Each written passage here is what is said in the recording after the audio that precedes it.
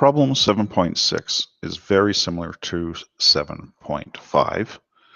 So I encourage you to listen to 7.5 before you listen to this example from your book. It's also on page 236.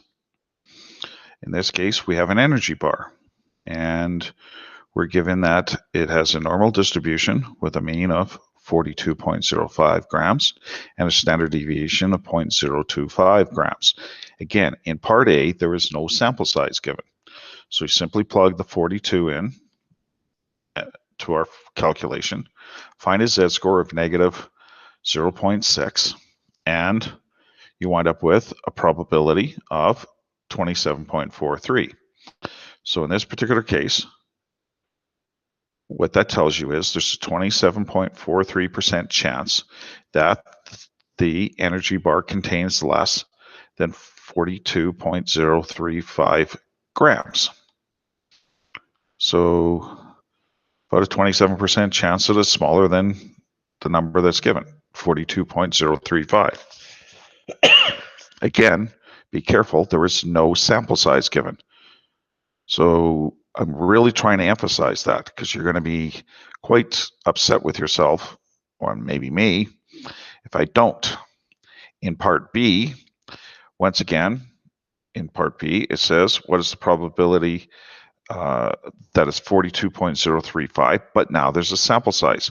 Just like in 7.5, it's very redundant, but I want to emphasize this so that it becomes almost like second nature for you, that you have to take the square root of the sample size. Square root of 4 is obviously 2, divide it into the standard deviation, and change your standard deviation to 0.0125.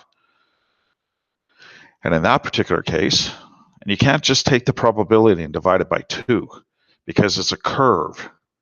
If it was a straight line, you could do that. So you wind up with a z-score of negative 1.2 and a area underneath the curve of 11.51%. So what that represents is 11.51% of the time, the energy bar will have a size of 42.035 or less. So it's the area to the left.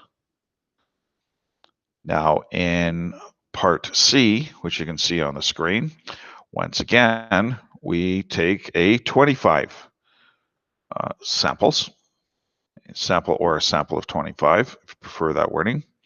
We take the square root of 25, divide it into the standard deviation with no sample size of 0.025, changes the standard deviation to 0.005, and we use that to find a z-score of negative 3. And again, we will do this in Excel. So our Excel spreadsheet that we have, if we enter the numbers correctly, will solve a lot of our problems that we had when students had to look things up in z-score tables, which is laughable in today's world. And so you wind up with 0.0013, as you can see. So it's very small probability. It's 0.13%. Part D, explain the difference between A and C, because there's a sample size. So if there's no sample size given, you have a 27.43% chance. But with a sample size of 25 energy bars, you have a 0.135% chance. They've actually added an extra number in case that confuses you. So they've added the 0.0013 is actually 0.00135. All right, so they've gone and added an extra digit to the right, just so it hopefully doesn't confuse you. And in part E, we just have a different sample size. And if you're saying, well, why would they do this? The larger the sample size, and we'll talk about this later in the course, the more accurate your results are going to be. So the one that I would use is the one with the 25 energy bars. That will give me the most accurate result. The others are not as reflective of the actual answer. So again, you can see that when you increase the sample size from 4 to 25, the probability changes and it gives you a more accurate answer of the 135. And again, they added the extra 5 to the end for some unknown reason.